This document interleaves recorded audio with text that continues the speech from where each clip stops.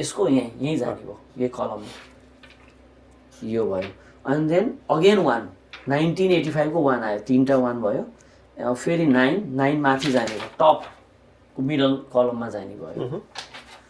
and then 9 फेरि 8 again 1 more 8 and then 5 उहाँको चाहिँ 1 2 3 4 5 6 7 लेट नम्बर चाहिँ मैले के गरेँ एज इट इज 1 2 3 4 5 6 7 हेर्छ 3 वटा 1 छ 1 2 3 यहाँ आयो एज इट इज यो पोजिसन जहाँ छ त्यहाँ आयो एन्ड देन 8 यहाँ छ यहीँ आयो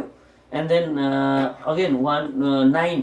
यहाँ आयो यहाँ माथि यहाँ छ एन्ड देन 8 फेरि यहाँ आयो दुईवटा 8 भयो अघि एउटा फेरि अनि 5 मिडल बिचमा आयो अब उहाँको ड्राइभर कन्डक्टर नम्बर अनि कुवा नम्बर र एन्जल नम्बर यो चाहिँ उहाँको फिल इन द ग्याप्स भर्यो भने he is very lucky person उहाँको लाइफमा सबै कुरा ब्यालेन्स है केही चिजको कमी कमजोरी छैन भन्ने थाहा हुन्छ इफ फेरि यहीँ रिपिट भयो भने त्यो एनर्जी बढी छ भन्ने हुन्छ हि अलरेडी हेज 3-1 मतलब उहाँसँग सूर्य सनको एनर्जी धेरै छ अब उहाँलाई धेरै भयो भने माइनस जान्छ धेरै पोल्ने भयो गर्मी टु मच गर्मी हुने भयो सो 9 कहाँ आयो त फेरि त्यहीँ हुने भयो नयाँ बक्स भएन 9 उहाँको ड्राइभर नम्बर फेरि यहीँ आउने भयो 9 फेरि कन्डक्टर नम्बर 6 थ्याङ्क गड भरियो उहाँलाई हेल्प भयो यो सेकेन्ड स्क्रैच यहाँ आयो है अब यसपछि 6 फेरि यहीँ आयो हेर्छ